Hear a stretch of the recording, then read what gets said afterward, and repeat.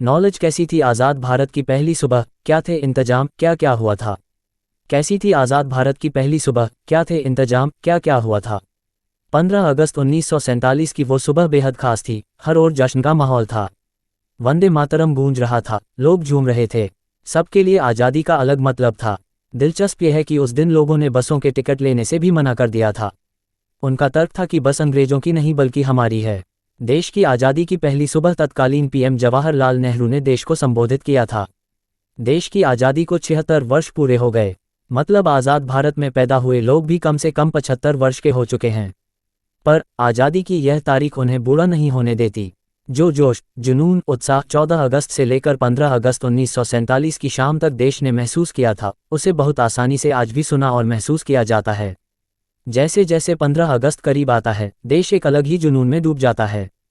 शायद यही देश के प्रति प्यार है, अपनी धरती का सम्मान है। आज के हालात देखकर अंदाजा लगाना बहुत आसान हो जाता है कि उस दिन देश और देश का दिल दिल्ली का क्या सीन रहा होगा। ऐसा नहीं था कि देश में चारों ओर खुशियां छा गई थीं। तकलीफें थीं, हिंदू मुस्लिम झगड़े थे, गरीबी थी, भुखमरी थी। आज़ादी की घोषणा के बावजूद देश के भीतर मौजूद 3 रियासतें हैदराबाद, भोपाल और कश्मीर भारत का हिस्सा नहीं बने थे। जम्मू कश्मीर 26 अक्टूबर 1947 को तो भोपाल 1 जून 1949 को भारत का हिस्सा बना। हैदराबाद की कहानी तो जगजाहिर है कि कैसे तब के गृह मंत्री सरदार वल्लभ भाई पटेल ने निजाम को सेना भेजकर काबू में किया। अलग ही उत्साह में डूबा था देश, बावजूद इसके देश एक अलग ही उत्साह में डूबा हुआ था। क्या बड़े, क्या बूढ़े और बच्चे सब खुली हवा में सांस लेने को, आज़ादी को खुद में जज्ब करने को, एक दूसरे से मिलकर खुशियां बांट लेने को आमादा थे। दिल्ली में क्या इंडिया गेट, क्या लाल किला और कनॉट प्लेस, तिल रखने की जगह नहीं थी। साइकिल, बग्घी, बैलगाड़ी, रिक्शा, तांगा, ट्रक, बस, ट्रेन पर सवार होकर लोग दिल्ली में प्रवेश कर रहे थे। छत और खिड़की तक पर लटके भारतीय दिल्ली की ओर आते देखे गए। क्या गांव, क्या शहर, हर जगह यही माहौल था। हाथी घोड़े पर भी सवार भारतीय देखे गए। महिलाओं ने नई साड़ियां पहनी तो नई पगड़ी पहने पुरुष दिल्ली में खुशियां मनाते देखे गए। किसी की गोद में तो किसी के कंधे पर बच्चे भी इस जश्न में शामिल थे। कई जगह लोगों ने बसों में टिकट खरीदने से मना कर दिया। तर्क ये था कि बस हमारी है, अंग्रेजों की नहीं। सबके लिए आज़ादी के अपने मतलब थे। नारे लगा रहे थे देशवासी। तिरंगे की जो शान उस समय देखी गई, आज़ादी की जो खुशी और आंखों में चमक उस समय देखी गई, वह लाजवाब थी और आज तक कायम है। 14/15 की रात इंद्रदेव भी खुश थे। नेहरू जब संविधान सभा को संबोधित कर रहे थे, बाहर हजारों की संख्या में देशवासी नारे लगा रहे थे, खुशी से नाच रहे थे, वंदे मातरम और जन गण मन की धुनों पर नाच रहे थे। तब इंद्रदेव भी खुशी से बरस रहे थे। पूरी रात जश्न सा माहौल था। इससे पहले अंग्रेज सैनिकों के बूट की आवाज़ें ही रात में सुनी जाती थीं। इसी रात जब नेहरू आज के राष्ट्रपति भवन से देश को संबोधित कर रहे थे, तब आज़ादी के अगली पंक्ति के सिपाही महात्मा गांधी कोलकाता में हिंदू मुस्लिम दंगा शांत करवा रहे थे। इसके लिए वे एक जर्जर मकान में रुके। वे 14/15 अगस्त की रात पंडित नेहरू का भाषण भी नहीं सुने थे। 14 अगस्त की शाम को ही अंग्रेजी सरकार के झंडे धीरे धीरे सरकारी दफ्तरों से उतर रहे थे। ब्रिटिश सैनिक बैरकों में जा रहे थे। राजेंद्र लाल हांडा अपनी किताब दिल्ली में 10 वर्ष में 14 अगस्त की रात का वाकया दर्ज करते हैं। लिखते हैं, रात के 2 बज रहे थे।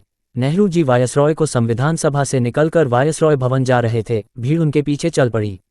किसी की नहीं पता कि क्या हो रहा है। वे लॉर्ड माउंटबेटन को लेकर लौटे तो भीड़ नारे लगा रही थी। हांडा के शब्दों में सब कुछ अपूर्व था। अपूर्व समारोह, अपूर्व दृश्य, अपूर्व देशभक्ति, अपूर्व जनसमूह और अपूर्व उत्साह।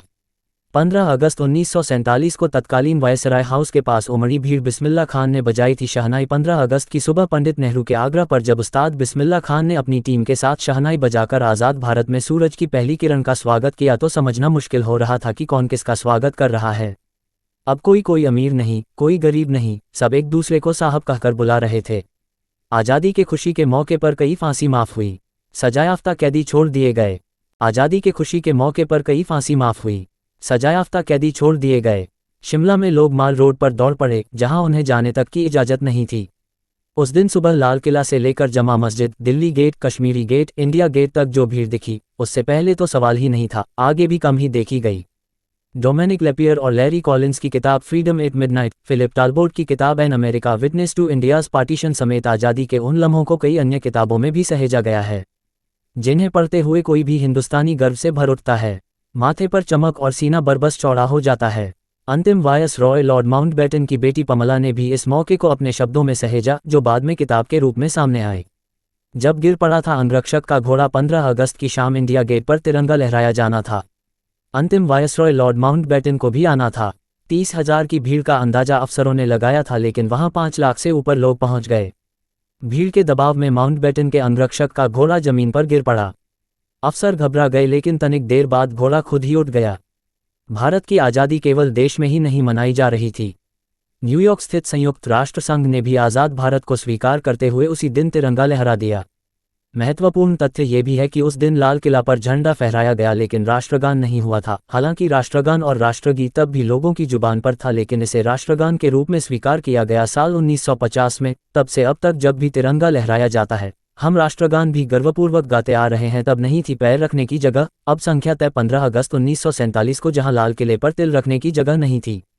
वहीं अब सुरक्षा और व्यवस्थागत कारणों से इस दिव्य भव्य समारोह में शामिल होने वाले अतिथियों की संख्या तय होती है। यद्यपि ये नियम हर साल बदल से जाते हैं। इस साल के लिए देश भर से 1800 विशिष्ट अतिथि अपने जीवन साथी के साथ बुलाए गए हैं। इनमें वाइब्रेंट विलेज से जुड़े 400 किसान उत्पादक संगठनों से 250, पीएम किसान सम्मान निधि और पीएम कौशल विकास योजना से 50-50 लोग तथा सेंट्रल विस्टा प्रोजेक्ट से जुड़े 50 श्रमयोगी आमंत्रित किए गए हैं। 17,000 निमंत्रण कार्ड भी जारी किए गए हैं। इस तरह लगभग 25,000 लोग लाल किले के इस समारोह में हिस्सा लेंगे। कोविड काल में ये संख्या 5,000 तक सीमित कर दी गई थी। इंदिरा गांधी की हत्या के बाद पीएम की सुरक्षा के मद्देनज़र कई एहतियाती उपायों के चलते संख्या पर नियंत्रण करना पुलिस ने शुरू कर दिया। उसके पहले इतनी सख्त व्यवस्था नहीं थी, तो बिना पास के लोग भी आ जाते थे। उन्हें बैठने की सुविधा भी मिल जाती थी। सूचना सिर्फ मान्यताओं और जानकारियों पर आधारित है। यहाँ ये बताना जरूरी है कि यह मेरा वीडियो किसी भी तरह की मान्यता जानकारी की पुष्टि नहीं करता है। किसी भी जानकारी या मान्यता को अमल में लाने से पहले संबंधित विशेषज्ञ से सलाह लें। धन्यवाद।